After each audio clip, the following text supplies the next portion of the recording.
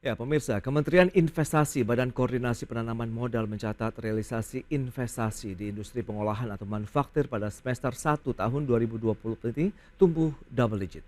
Namun demikian, di sisi lain, ancaman pemutusan hubungan kerja masih menghantui industri manufaktur dan salah satunya adalah tekstil dan produk tekstil. Kementerian Investasi atau Badan Koordinasi Penanaman Modal mencatat realisasi investasi di sepanjang semester 1 tahun 2024 tumbuh 22,3% mencapai 829,9 triliun rupiah. Capaian ini sudah menyentuh 50,3% dari target yang ditetapkan oleh Presiden Joko Widodo pada tahun ini. Adapun total serapan tenaga kerja di sepanjang semester 1 mencapai 1.225.042 orang di seluruh Indonesia, sedangkan realisasi investasi untuk penanaman modal asing atau PMA dan penanaman modal dalam negeri atau PMDN di industri pengolahan atau manufaktur mencapai 337 triliun rupiah atau sekitar 40,6% dari total realisasi investasi di semester 1 sebesar 829,9 triliun rupiah.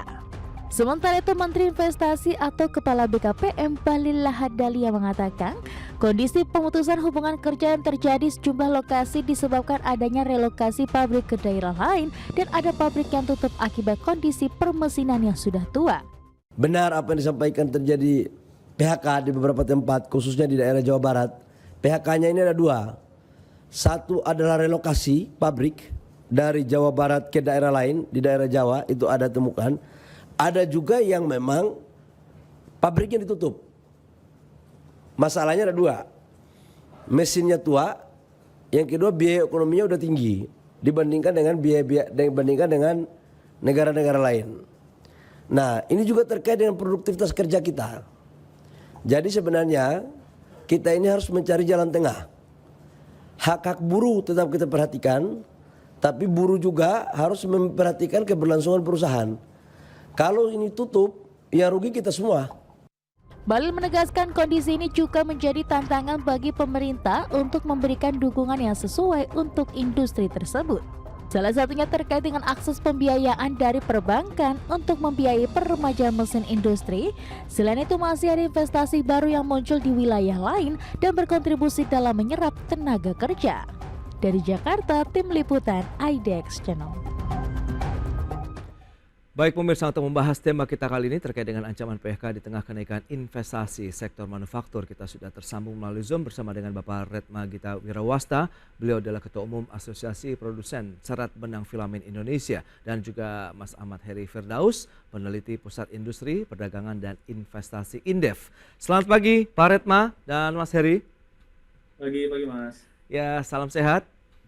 Sehat, alhamdulillah. Baik, terima kasih juga atas waktunya nih Mas Heri yang sudah diberikan begitu untuk membahas terkait dengan perkembangan dari industri pengolahan atau manufaktur. Kita akan review terlebih dahulu dari Mas Heri Firdaus Indef ini terkait dengan kondisi realnya dari industri manufaktur atau pengolahan saat ini seperti apa. Tadi investasinya ini terus bertumbuh ini, silakan.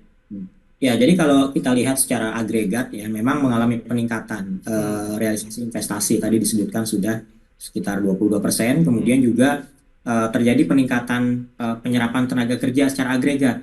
Namun kalau ditelusuri lebih dalam, lebih lanjut, itu terjadi ya peningkatan itu terjadi pada beberapa industri tertentu ya, industri-industri yang katakanlah saat ini banyak mendapat karpet merah dari pemerintah. Itu kalau kita lihat. Nah, ada insentif kemudahan dan seterusnya. Makanya industri itu sekarang banyak diminati. Sebagai contoh industri logam dasar ya, industri yang terkait dengan pertambangan dan seterusnya. Ini saat ini kan sedang menjadi concern pemerintah untuk terus melakukan hilirisasi. Nah, itu di satu sisi bagus ya, sangat bagus sekali. Kita ingin melakukan hilirisasi sumber daya alam ya, agar terjadi penciptaan nilai tambah yang optimal di dalam negeri. Namun sepertinya pemerintah juga lupa untuk memperhatikan ya industri-industri padat karya yang punya historical sangat bagus ya, yang punya sejarah cukup bagus di Indonesia. Sebagai contoh industri tekstil dan produk tekstil ya, ini tantangan yang sedang dihadapinya ini juga cukup berat saat ini. Nah, seharusnya pemerintah juga memberikan karpet merah dan stimulus atau apapun lah ya untuk menumbuhkan industri ini, mengingat industri ini kan juga Ya. menyerap tenaga kerja seperti itu. Jadi tidak hanya dari segi tenaga kerjanya yang ditingkatkan produktivitasnya, tapi juga bagaimana mengatur apa contohnya ya lalu lintas perdagangan internasional untuk produk ini, kemudian juga bagaimana mencoba untuk membangun ketahanan industri ya pada sektor industri TPT.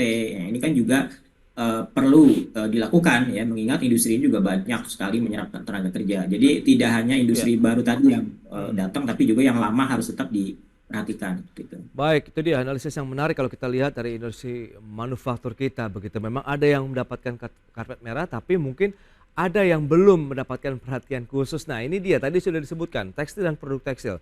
Pak Retma, bagaimana realnya kalau bisa disampaikan juga nih kondisinya saat ini, benar nggak sih memang PHK ini masih menghantui industri tekstil?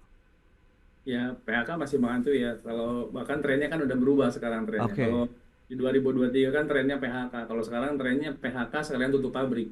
Oh, Karena oke. yang PHK kemarin itu kan nyicil, mereka nyicil nih. Ya, PHK-nya ya. 500, 700, 500, 700. Sekarang tenaga kerja tinggal 500, tinggal 700.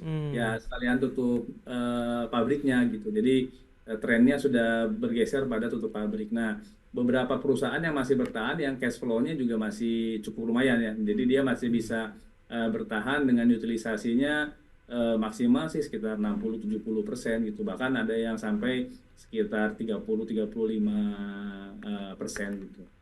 Oke, nah tadi sudah diberikan juga informasi investasi di sektor manufakturnya tumbuh begitu kan 337 triliun begitu di sepanjang semester 1 2024 ini. Lantas bagaimana Anda melihat ini ada dampak positif tidak sih sebenarnya yang dirasakan kalau memang investasi masuk ke dalam manufaktur, apakah juga menyasar ke dalam industri tekstil dan produk tekstil sejauh ini?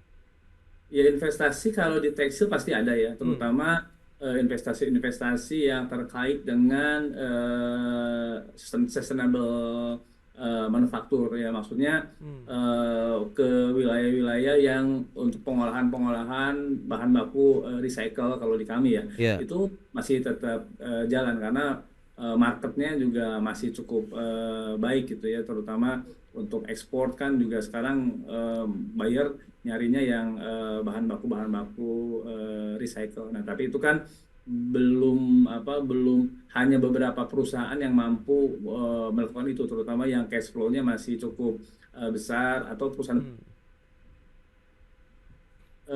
pabrik-pabrik atau cabang-cabang di luar negeri ya. Jadi meski kayak misalkan dia punya pabrik di punya cabang di Eropa, punya ya, cabang di China sekalipun, punya cabang di India, di negara-negara lain. Jadi mereka masih mampu. Tapi kan kita kan kalau untuk Indonesia kita bisa melihat berapa investasi yang masuk dan berapa investasi yang diam. Maksudnya diam ini yang pabrik-pabrik berhenti itu hmm, kan diam. Jadi artinya kalau boleh dibilang keluar, ya keluar. Jadi ada yang masuk, ada yang keluar. Jadi lihatnya selisihnya. Jadi kalau selisihnya masih bagus, yang masuk tentu dan tenaga kerjanya juga masih banyak yang masuk, tentu itu akan menjadi bagus. Tapi kalau kita ngelihat sekarang ini kan ya, ada yang masuk, ada yang menyerap tenaga kerja, hmm. tapi yang keluarnya, yang di PHK-nya, yang berhentinya itu lebih banyak gitu. Oke, tapi kalau kita lihat tadi beberapa faktor yang memang menjadi salah satu sebab adanya pemutusan hubungan kerja adalah pabrik yang melakukan relokasi ke daerah lain. Nah, ini ceritanya bagaimana? Apakah benar begitu? Apa yang membuat juga relokasi terjadi selama ini dari industri tekstil dan produk tekstil? Kalau dalam 2 tahun terakhir ini malah kita nggak dengar ada relokasi sih. Karena kalau Hmm, kita ngeliat di Jawa Barat, PHK banyak. Ke Jawa Tengah pun juga sama kondisinya gitu. hmm, Yang PHK juga banyak. Bahkan di Jawa Timur juga ada yang PHK, ada yang tutup. Jadi di Jawa ini dari mulai Banten, Jawa Barat, Jawa Tengah, Jawa Timur kondisinya hampir sama sebetulnya begitu. hmm. Oke, nah ini lebih karena faktor apa kalau kita lihat tekanan nampaknya merata begitu di industri tekstil dan produk tekstil? Masih sama, masih tekanannya karena importnya sangat-sangat besar. Karena kalau Hmm, kita lihat dari sisi ekspor, ekspor kita ini kan hambatannya di tengah kondisi geopolitik kan ini masih cukup besar ya. oke. Jadi tantangannya cukup besar gitu. Jadi untuk ekspor ini untuk naik agak susah. Kalaupun kita bisa keep di 12 Ya. atau 13 bahkan itu kita udah cukup bagus gitu. Tapi kalau untuk naik sih agak susah. Jadi mau nggak mau pasar domestik kan yang jadi apa yang jadi andalan gitu. Nah, pasar domestik ya ini Ya, ya. masalah import legal, ilegal itu udah sangat-sangat udah keterlaluan banjirnya sebetulnya. Ah, oke, oke. Nah, Mas Heri, Anda melihat bagaimana dengan kondisi seperti saat ini? Di satu sisi memang ini ya sempat Ya, Anda sebut mungkin tidak mendapatkan karpet merah lah seperti beberapa sektor industri lainnya. Tapi kan tentu ini memiliki salah satu ya sumbangsi kontribusi yang besar juga terhadap perekonomian nasional ya, serapan tenaga kerja, devisa dan lain-lain. Nah, ini bagaimana Anda melihat posisi seperti ya, saat ini? Belum lagi importasi yang besar-besaran tadi yang ya, dikeluhkan Pak Retno. iya betul. Jadi Ya, industri TPT ini ya secara ya. keseluruhan kan faktor penentunya banyak ya, Hmm, bukan cuma dari internal industrinya sendiri atau dari oke. stakeholdernya sendiri Hmm, atau dari unit pembinanya sendiri, tapi iklim-iklim yang mempengaruhi tumbuhnya industri TPT ini banyak ya. hmm, Justru kebanyakan ini ya diatur oleh sektor yang lain gitu. Katakanlah dari sisi energinya ya, kebutuhan pasokan energi, oke. kemudian dari sisi ketenaga kerjaannya, Hmm, kemudian dari sisi perdagangan internasionalnya yang tadi. Jadi kalau iklim itu tidak dibuat, tidak dikuatkan gitu ya, maka ya akan sulit ya untuk industri hmm, PT ini tumbuh. Jadi faktor penentunya itu kebanyakan justru di luar domainnya industri. Ini yang agak sulit gitu ya. Jadi oke. bagaimana mau berdaya saing, daya dukung aja nggak ada gitu. Jadi Ya, kalau ya. mau saing tentunya kan harus ada daya dukung. Nah inilah yang saya lihat tidak adanya dukungan untuk saat ini, terutama untuk bagaimana mempertahankan industri lokal kita agar bisa berkontribusi lebih banyak mengisi pasar domestik seperti itu. Ya, bentuk dukungan seperti apa nih yang mungkin diharapkan kalau kita bicara mengenai sektor-sektor industri kita yang sudah memberikan kontribusi lama, kemudian harus berguguran begitu dengan kondisi yang ada. Tapi tahan dulu jawabannya Mas Heri, kita akan bahas nanti di segmen berikutnya. Pak Retno, kita akan jeda sebentar ya. Dan pemirsa, pastikan Anda masih bersama kami.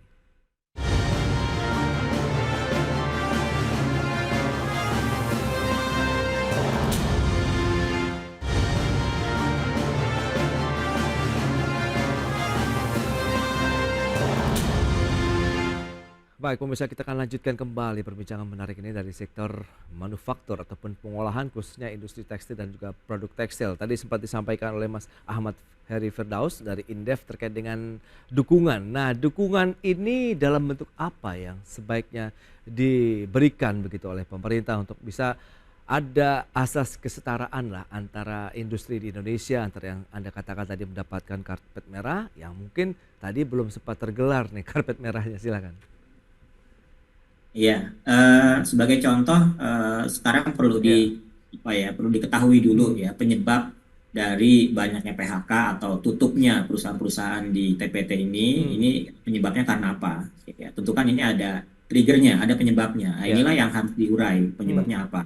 Apakah dari regulasinya yang kurang tepat sehingga memudahkan arus barang impor itu lebih mudah masuk ke dalam, ataukah negara lain yang menjual ke kita itu menjualnya tidak secara seharusnya, tidak sepatutnya. Artinya level playing field produsen di Indonesia sama di luar negeri ini jadi berbeda, sehingga nggak fair kalau dalam perdagangan internasional kan.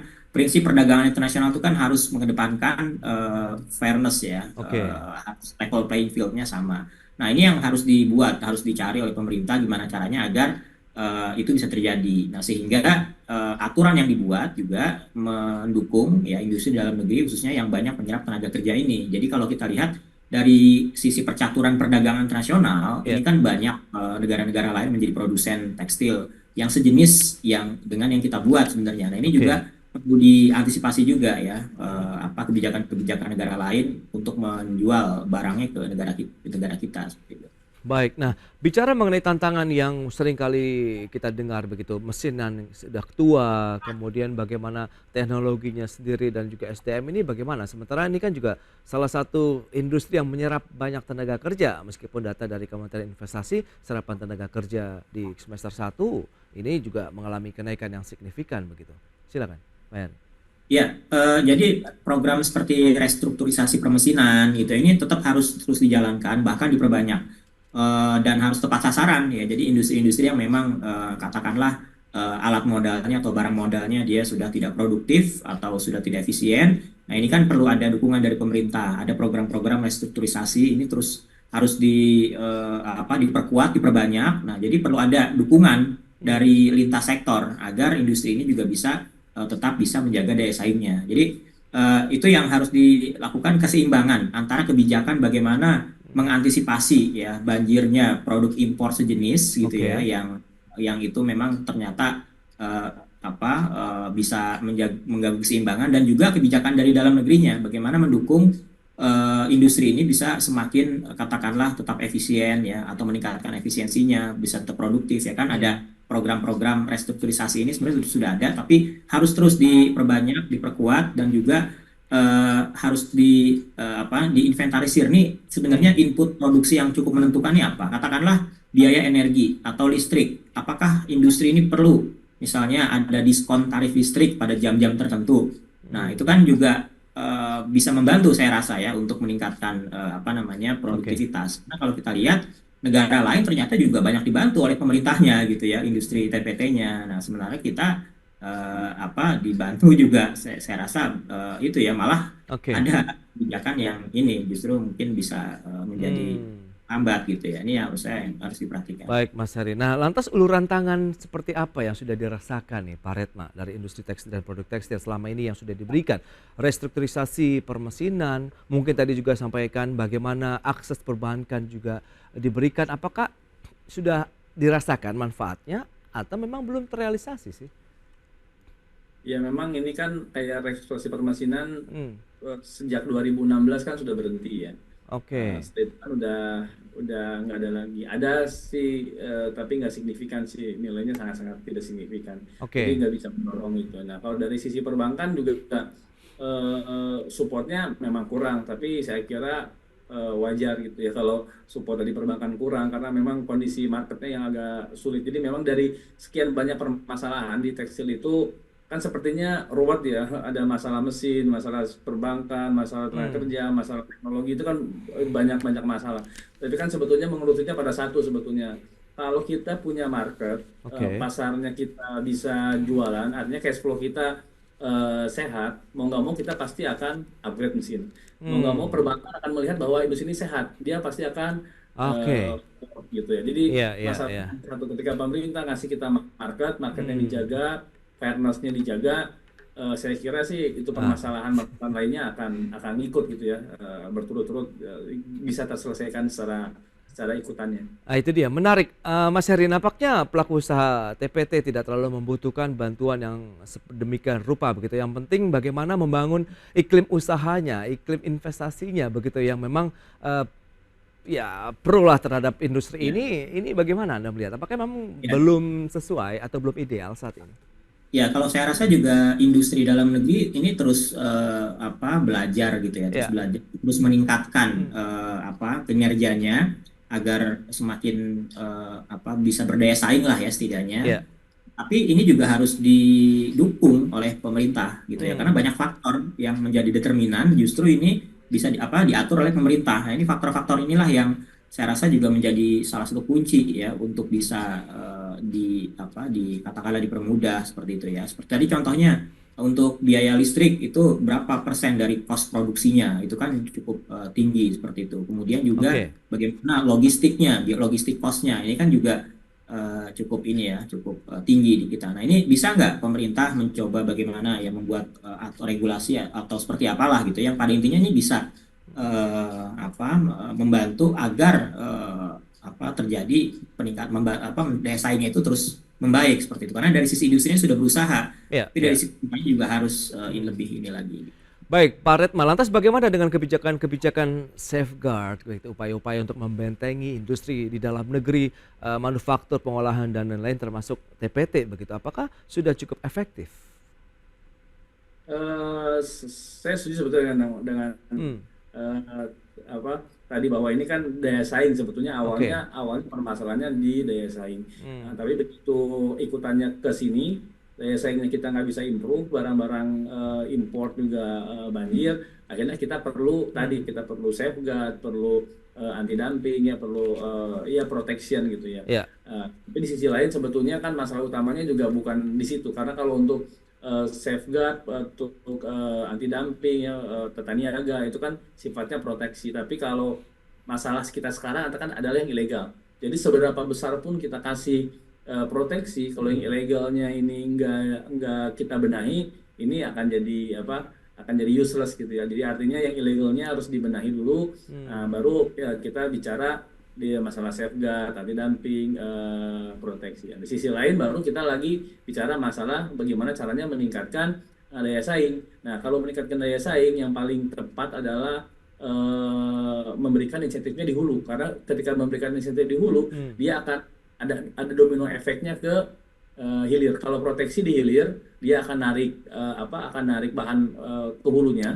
Nah, kalau daya saing untuk insentif itu lebih tepat, misalkan energi tadi ya. Kalau energi diberikan misalkan harga gas ya, yang kita lagi ribut sekarang kan harga gas kita udah mau naik lagi nih ke 12 per MMBTU $12. Kalau negara lain masih 4, masih 6 gitu. Nah, itu juga jadi masalah. Nah, ketika hulunya kena beban yang sangat-sangat besar di energi, itu akan menjadi domino efek, makin mahal ke hilirnya begitu. Oke, Pak Redma, tapi Anda masih melihat ada secerca harapan, ada asa tidak ke depan begitu terkait dengan industri TPT? Kalau dengan yang dilihat pemerintah sekarang misalkan ya, kemarin Pak Zulhas kita apresiasi bikin Satgas, masih ada harapan. Jadi kalau kita melihat sekarang nih kondisi terakhir, ini barang-barang impor juga udah mulai agak susah masuk gitu ya. Bukan susah tapi mereka takut. Mereka takut masuknya karena mereka takut dirazia oleh timnya Pak Zulhas gitu ya. Kayak kemarin ada yang ditangkap, ada yang barang-barangnya hilang, orangnya udah lari ke luar negeri tapi barang-barangnya di sini. Akhirnya kan ada ketakutan itu. Nah, ketika ini mulai ada ketakutan, mulai pemerintah ada melakukan action, hanya sedikit action saja pemerintah, efeknya sudah cukup besar ke pasarnya. Tapi mereka tentu akan melakukan cara-cara lain nih untuk itu dia. Kalau ini pemerintah sebenarnya dia akan melakukan. Nah, ini juga perlu dijaga gitu ya. Tapi saya kira ke depan sih pemerintah, Kementerian Perdagangan sudah melakukan sesuatu, Kementerian Perindustrian sudah melakukan banyak hal juga gitu ya. Saya kira tinggal beberapa kementerian lain yang kayak Kementerian Keuangan, di Bea Cukai, kalau itu diperbaiki saya kira akan banyak masalah yang bisa kita selesaikan. Baru nanti kita juga bicara dengan kementerian di pemerintahan baru ya. Kita akan bicara dengan Kementerian SDM terkait harga listrik. Gasnya. Listrik juga. Dengan logistik tadi yang disampaikan, itu juga kita masih perlu, tapi kita masih melihat dan kita masih terus intens ya discuss dengan tim transisi ini, tim pemerintahan yang akan datang. Kita insight, kita kasih masukan, dan saya kira dari sana kita bisa melihat bagaimana mereka sangat paham bahwa sektor manufaktur itu adalah sektor inti yang harus dibereskan dulu, harus dibenahi, harus dinaikkan kontribusinya terhadap PDB kalau kita mau mencapai pertumbuhan ekonomi yang betul-betul baik untuk tujuan di 2045. Itu dia, nampaknya memang masih banyak pekerjaan rumah begitu yang harus segera dituntaskan, dan semoga nanti dengan masa transisi ini kemudian ke kepemimpinan baru begitu ada solusi yang diberikan juga terkait dengan sektor industri manufaktur, kesetaraan begitu ya, di mana semuanya juga mendapatkan hak yang sama begitu untuk bisa mendapatkan kemajuan dan iklim usaha yang adil, kalau seperti Pak Redma harapkan tadi dari sisi daya saing dan juga daya gedornya untuk industri nasional kita. Baik, Pak Redma, terima kasih banyak atas waktu sharing yang sudah Anda sampaikan kepada pemirsa. Mas Heri, makasih juga atas insight yang sudah Anda berikan terkait dengan industri TPT di Indonesia. Selamat melanjutkan aktivitas Anda kembali. Salam sehat Pak Redma juga Mas Heri. Terima kasih. Terima kasih Mas Bras. Ya, baik pemirsa, 1 jam sudah saya menemani Anda dalam Market Review. Perbaharui terus informasi Anda hanya di IDX Channel, your trustworthy and comprehensive investment reference. Jangan lupa saksikan program First Session Closing yang akan tayang pukul 11.30 waktu Indonesia Barat. Karena urusan masa depan harus terdepan. Aku investor saham. Saya Prasetyo Wibowo, pamit undur diri. Terima kasih, sampai jumpa.